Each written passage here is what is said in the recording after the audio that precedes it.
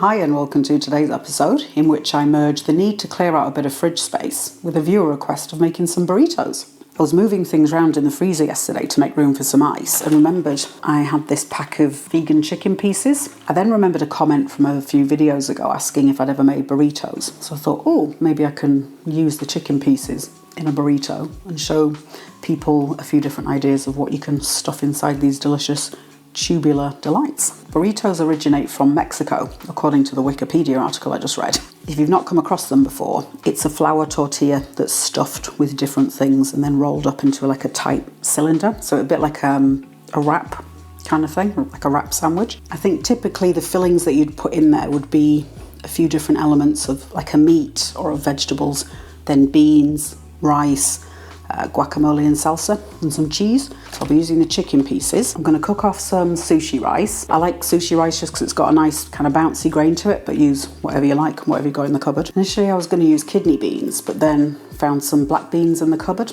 I'll fry these off with some veg, chili, bit of tomato, that kind of thing, some spices. I'll make a nice quick and easy guacamole and a salsa. With each component I'll give you different ideas of what else you could use and link videos down in the description. So don't think of this one as this is what you have to put in yours. It's more just for ideas. I'll air fry the chicken pieces, so I'm going to marinate those for a while. Tumble the chicken pieces in. I might tear any really big bits up a tiny bit. It'll be hard to roll the burrito neatly if the pieces are so big. The soft taco recipe would work really well in a burrito, and I've done that in the past when I've had friends over.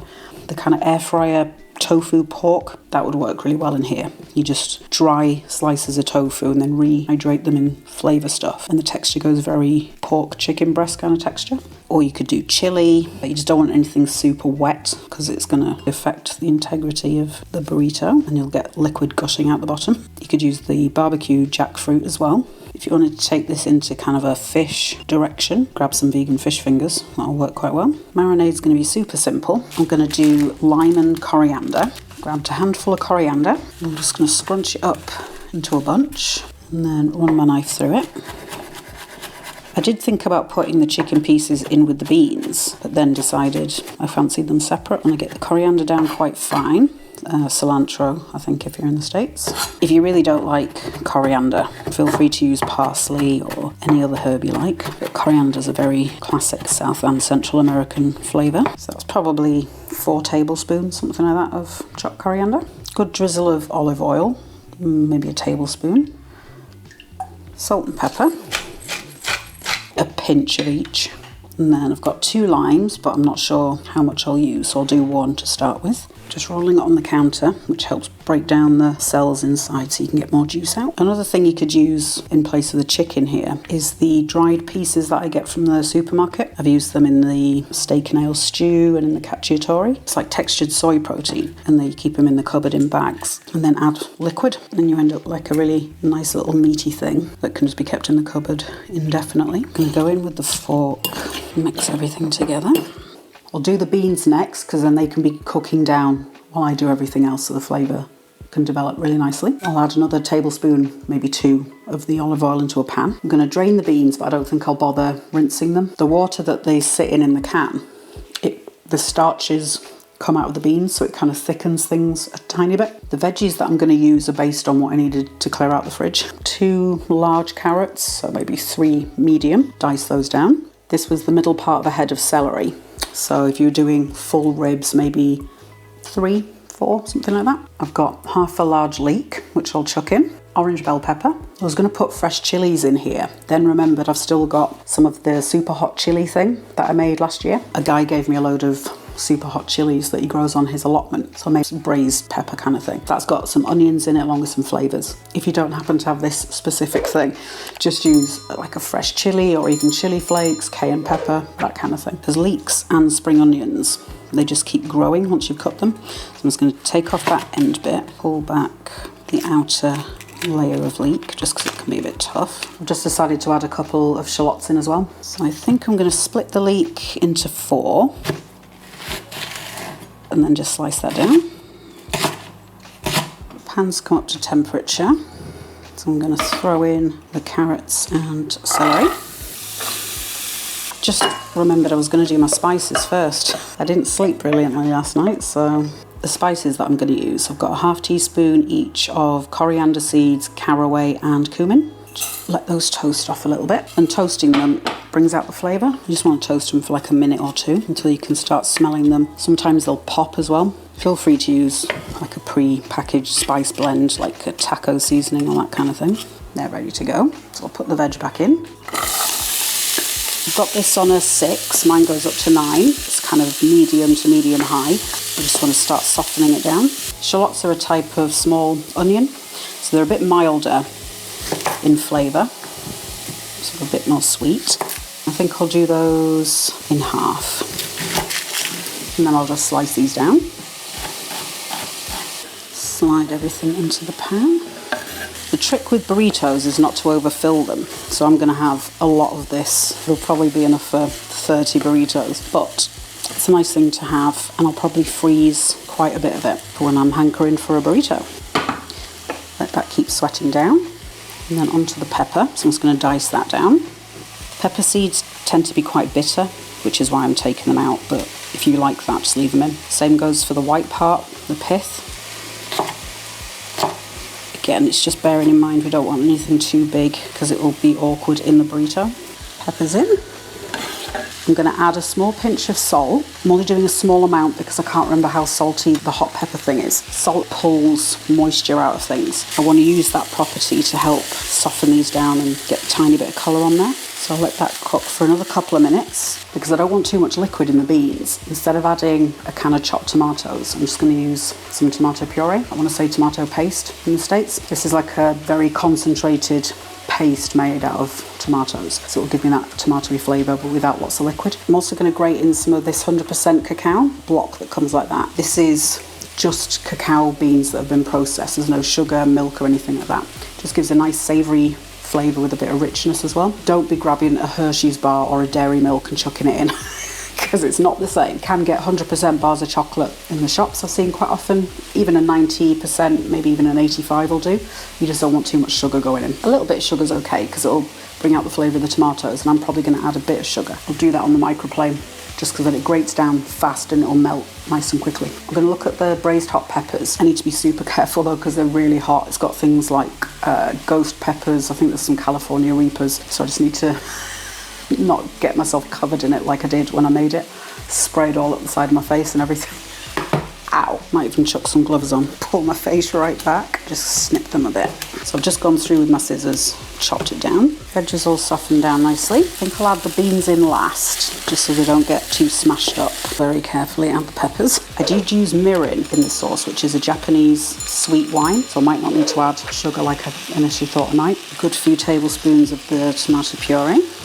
I've dropped the heat to 3 because it's just a case of bringing everything together. Then I'll grate in the cacao. Half a teaspoon if you packed it all together. Do another couple tablespoons of the tomato. And this stuff tends to be pretty cheap. I think this is like 50, 60p a tube, something like that in the supermarket. Less than $1. Touch more salt. I don't really use much salt though, so do it to your own taste. I'll add some MSG, monosodium glutamate, so it's a nice savoury flavour, but without amping up the salt even more. Give this a try. And a bit more salt. In fact, I might do a bit more again because the beans are going to be bland. And then I'm going to add in just a couple tablespoons of hot water. Yeah, that looks pretty good as a filling. Like I say, I don't want it too wet. Add the beans in. Yeah, for now I think that's fine. I'm just going to put it on a gentle heat on the back of the stove while I finish off everything else. And then if I need to, I can tweak it at the end. I've slightly changed my plan. I was going to do guacamole and salsa, but I've just decided to do a hybrid of the two. Guacamole works best with very ripe avocados. I bought these from the shop yesterday, so I doubt they're going to be the perfect amount of ripeness, but we'll do what we can. I'll keep an eye on the pan as well and give it a stir every so often, just so nothing gets caked on the bottom and then starts burning. To cut an avocado, all I'm going to do is split it, I think hemispherically it's called, and then that exposes the seed. And then I'm just going to give it a little tap. You don't need to go slamming your knife in. I'm doing 3 large avocados. I'll use a spoon to scoop it into the bowl. I'm going to juice in a lime. Might add another, but I'll start with 1 for now. I had a few spring onions that I'd neglected at the bottom of the veg drawer, probably equivalent of 2 or 3. Just chop them down finely. Then I'm going to do a little bit of olive oil. You could skip the olive oil if you want, but I think it gives a nice amount of richness. pinch of salt and pepper. I'll mash all of that together and then I'll start adding the other bits. Just avocado goes brown once it becomes exposed to air, but putting an acid on it, like the lime juice, that prevents that. So I just want to get it mixed in because then I don't have to worry about it. So I'm just using a fork to kind of crush it against the side of the bowl. I quite like texture in guacamole, but if you like it super smooth, do feel free to do it with a stick blender or in the food processor. Got some cherry tomatoes, so like a baby plum and then a round shape. And you can use regular big tomatoes for this as well. So all the tomatoes done. I've got some pretty small cloves of garlic. I'm going to crush those down. If you're working with normal size cloves, maybe 3. Garlic's optional as well. If you don't like it, don't put it in. I'm going to do a fresh chili. And again, you can use chili flakes in this one as well. If you want to know how to make a salsa, the soft taco video, I did a pico de gallo for that. Add that to the bowl. Got a bag of parsley that needs using up, so I'm going to add a bit into the salsa as well. There's another handful of coriander, say 15 grams all together. So you can do all parsley, all coriander, or a mix. I'll mix this together and then give it a try and see if it needs any extra shallots or anything. Any other final seasonings. Tiny bit more salt and pepper. The tomatoes are adding a nice bit of acidity as well, so I don't think it needs any more lime. Perfect. All that's left to do is cook off the vegan chicken pieces. I'm going to do them at 155C, which I think is 310, 315. I might put it on for 3 minutes, stir it, another 3, and then another 2 or 3. And then we'll come back and I'll show you how to badly assemble a burrito. The burrito fillings are all ready, so it's time to get everything tucked up inside a delicious floury little parcel. We've got the lime and coriander vegan chicken, guacamole, chili beans and veg, then the sushi rice, then I've grated off some cheddar style vegan cheese, and then I've whipped up a little bit of unsweetened plain soy yogurt with some vegan cream cheese, just to get a little bit of a riff on sour cream. These are the tortilla that you want to use. You want a flour one. Always better to warm your tortillas as well. You can do it in a pan. I'm just going to chuck them one at a time in the microwave. Warming them up softens them a little bit, so it makes it easier to tuck in neatly. So I'm just going to do 30 seconds. So this one is slightly oval shaped. I don't know how well that's going to pick up on camera. Yeah, I'm going to go lengthways. I'm going to start with the rice. With the sushi rice, it's quite sticky, so it kind of clumps together. So I'm just going to break it apart a little bit and put some of the beanie mixture over the top. It's going to be really tempting to pack loads of stuff in there. Don't do it. It's always better to have an extra burrito than it is something that falls apart all over your lap. And I'm going to go guacamole, a few pieces of the chicken, grated cheese, a little bit of cream cheesy yogurt. This will also help cool down the napalm chilies. I've got the two sides, the two kind of vertical ends, if that makes sense. And I'm going to pull one side over and then use this bit to kind of pull the mixture back and make it nice and tight.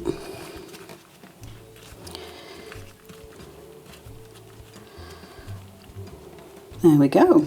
Cut the burrito in half just to make it, well, less piggish to eat on camera. I'm gonna have a little go.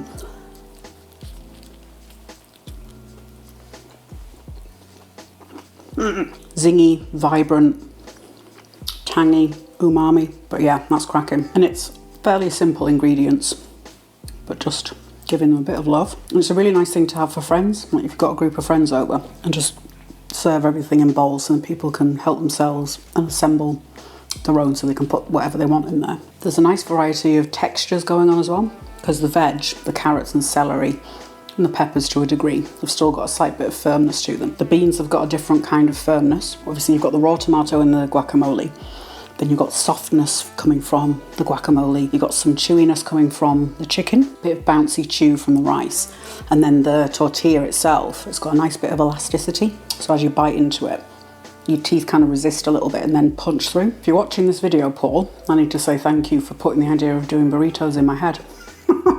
I've just realised you might have been talking about doing pulled jackfruit burritos, but hopefully this is, you know, just as good. The baked black rice that I did a while ago, I reckon that would be really tasty in a burrito. Potentially a really nice way of using up some leftovers. You know, just gather a few bits together and just chuck them in a floury little wrapper. Any of the recipes that I've mentioned in the video I'll stick down in the description, and if any other things come to mind. The cauliflower and preserved lemon salad, I reckon that would be really nice in there because it's got the crunch and it's got some tanginess from the lemon. If you do the one with pineapple, that'll also give a nice little bit of sweetness, which would be really tasty, and with the kind of savoury, tangy flavours. Once I've cleaned out, I'm going to make up at least another 2 of these and sit and watch the Olympics and just stuff myself silly.